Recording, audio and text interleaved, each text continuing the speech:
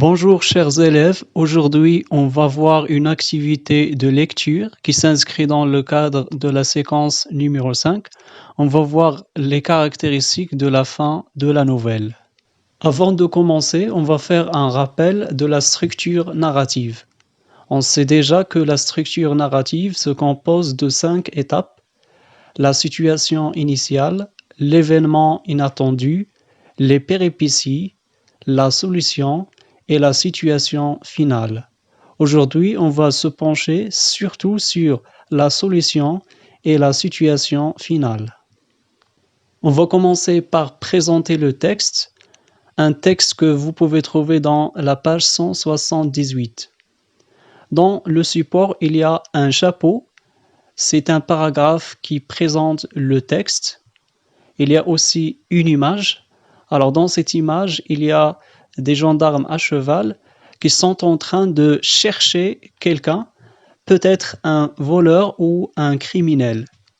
Il y a aussi la source du texte, Prosper Mérimée, lettre d'Espagne. Je vais lire le chapeau. L'homme José Maria, qui était arrivé à cheval, était accusé de vol. Il avait aussi adressé des menaces contre le notaire. Il était recherché par les gendarmes. Il assistait à la cérémonie de mariage. La mariée lui demanda de pardonner au notaire, ce qu'il fit. José Maria est le personnage principal de cette histoire. Il est accusé de vol et il est recherché par les gendarmes. José Maria assistait à un mariage. Alors on passe à la lecture du texte. Vers minuit, une petite fille de 12 ans, à demi vêtue de mauvaise guenille, s'approcha de José Maria et lui dit quelques mots dans l'argot local. José Maria tressaillit. Alors on a dit que José Maria est accusé de vol et il assistait à un mariage. Quand tout à coup, une petite fille de 12 ans lui dit que les gendarmes arrivent. Donc José Maria tressaillit, c'est-à-dire il avait très peur. Bien sûr, il avait peur des gendarmes. Je continue la lecture. Il courut à l'écurie d'où il revint bientôt emmenant son bon cheval. Puis s'avançant vers la mariée, un bras passé dans la bride. « Adieu, dit-il, jamais je n'oublierai les moments que j'ai passés auprès de vous. Ce sont les plus heureux que j'ai vus depuis bien des années.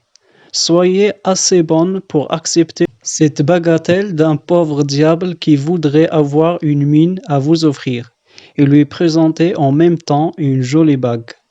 José Maria, s'écria la mariée, tant qu'il y aura un pain dans cette maison, la moitié vous appartiendra. Alors, José Maria, quand il est informé de l'arrivée des gendarmes, il prend son cheval et décide de partir. Mais avant de partir, il décide d'offrir une bague à la mariée. Je continue la lecture. José Maria serra la main à tous les convives, celle même du notaire, salua toutes les femmes, puis sautant lestement en selle. Il regagna ses montagnes, alors seulement le notaire respira librement. Alors, après avoir donné une bague à la mariée, José Maria saluait tous les convives, c'est-à-dire les invités qui assistaient à ce mariage. Et il est parti avant que les gendarmes arrivent. Alors, je lis la dernière partie du texte. Une demi-heure après, arriva un détachement de gendarmes, mais personne n'avait vu l'homme qu'ils cherchaient. Après une demi-heure, les gendarmes arrivent sur le lieu de mariage, mais ils n'ont pas trouvé l'homme qu'ils cherchaient, c'est-à-dire ils n'ont pas trouvé José Maria. Alors on va faire une récapitulation des événements de cette histoire. Qui sont les personnages de ce texte?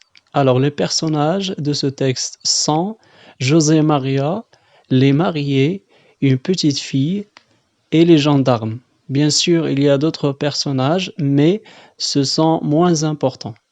Alors, les gendarmes cherchent José Maria qui était accusé de vol. Pourquoi José Maria est-il parti? Une petite fille l'informe sur l'arrivée des gendarmes. Que s'est-il passé à la fin du texte? José Maria s'est enfui et les gendarmes ne l'ont pas trouvé. Alors, on peut diviser le texte en deux parties. La première partie commence par un événement déclencheur, c'est-à-dire c'est un événement qui va pousser le personnage principal à prendre une décision ou bien à trouver une solution. Une petite fille informe José Maria sur l'arrivée des gendarmes. Donc ça, c'est l'événement déclencheur. Par conséquent, il y a une réaction, la réaction du personnage principal. José Maria décide de partir. Alors, cette première partie correspond à la solution. La deuxième partie du texte commence par un indicateur de temps. Une demi-heure après. Les gendarmes arrivent et n'ont pas trouvé José Maria. Alors, dans cette deuxième partie, la situation devient calme. Les gendarmes n'ont pas trouvé José Maria, donc ça c'est un indice de calme. On appelle cette partie la situation finale. Alors, la fin d'une nouvelle se compose de deux étapes. Ce sont les deux dernières étapes de la structure narrative, à savoir la solution et la situation finale. Alors, la solution commence par un élément déclencheur. C'est un événement qui va pousser les personnages à trouver une solution. Ensuite, il y a les réactions des personnages. C'est la solution trouvée. Bien sûr, les verbes sont conjugués au passé simple. La situation finale, tout simplement, c'est la fin de l'histoire. Toujours, il commence par un indicateur de temps, par exemple, une demi-heure après, une demi-heure plus tard. Il y a les indices de la stabilité. Dans la situation finale, le calme revient.